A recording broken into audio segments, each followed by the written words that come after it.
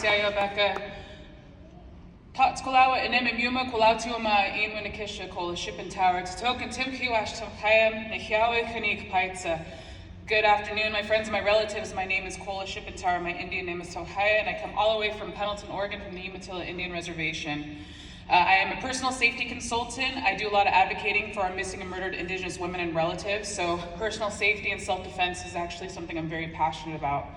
I was approached a couple months ago as to what type of services I could provide to the committee. I was explained to some of the concerns and maybe some possible issues that the committee was experiencing throughout this past year, and I was able to offer up some of my expertise and knowledge in regards to personal safety and protecting ourselves. So what I found really interesting is that many of the committee members wanted to make sure that moving throughout this year, that the contestants and whoever does win the crown would also feel protected and safe wherever they go. So one of the main services that I'll be providing this year is that of personal safety and also security details. So you may have noticed me walking around the room. A lot of people were asking me, oh man, where have you served? Are you law enforcement? What is that? And then they spoke to me and they said, you're actually one of the nicest people. You were really intimidating at first, but thank you for saying hello. So I wanted to stress to the contestants before the show had started this evening the importance of them taking care of themselves, not only in regards to their personal safety physically, but also emotionally, and what this is going to look like as they move forward throughout the year, whether or not they win the title. And so I wanted to stress to them that regardless of having the crown or not, their personal safety is something that I take personally, and I wanted them to know that I would still be here to offer those services to them by means of a safety plan and being able to move about in Indian country, specifically with the knowledge base of knowing what to do and how to take care of yourself. Something that we'll be moving forward throughout the year is actually being able to offer Miss Indian Northwest personal security detail wherever she moves throughout this year, whatever events it looks like she'll need to attend. So if there's anyone in the crowd, I kind of saw some people sizing me up. I'm a solid 205 for the guys that were really looking at me. Just eat your vegetables and listen to your elders. That's how you get to this point right here.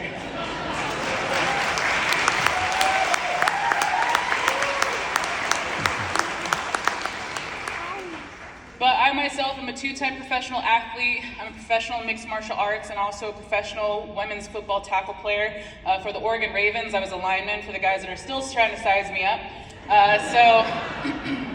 That coupled with my experience with law enforcement, working with them, working for them, I'm able to come together with the security detail kind of in mind. So if any of you do have interest in assisting the committee in helping with the new Miss Indian Northwest, if you are a first responder, veteran, active military personnel, please come see me.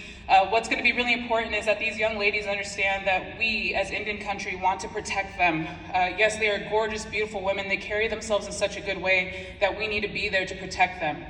And moving forward, I really hope that the parents and the chaperones understand that if your loved one is not chosen this evening, your support and your energy for the ones that do win, the ones that move forward, is important, that you continue to support them and uplift them. I will say this very boldly and very loudly and proudly that no bullying, harassment, or any threats of any kind will be tolerated this next season towards Miss Indian Northwest or to anyone on the committee, and I'll make that my personal mission to make sure that does not happen.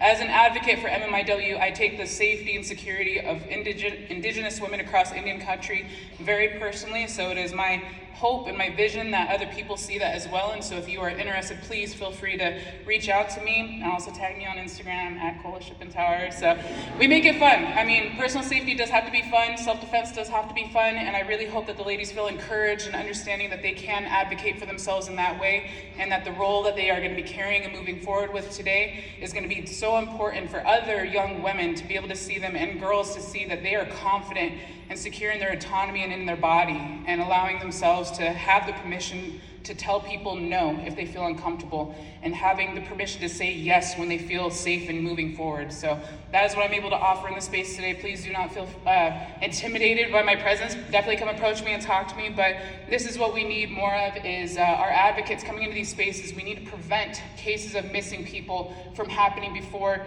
any sort of threat or danger comes into our space, and that's what I'm hoping to be able to offer to Becca, the committee, the contestants, and then eventually Miss Indian Northwest. So, yo kola katsiayo.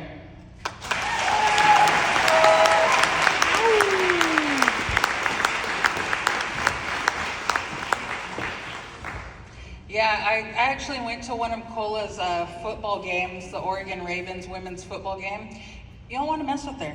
That's all I gotta say. That's all I gotta say. All right, we are gonna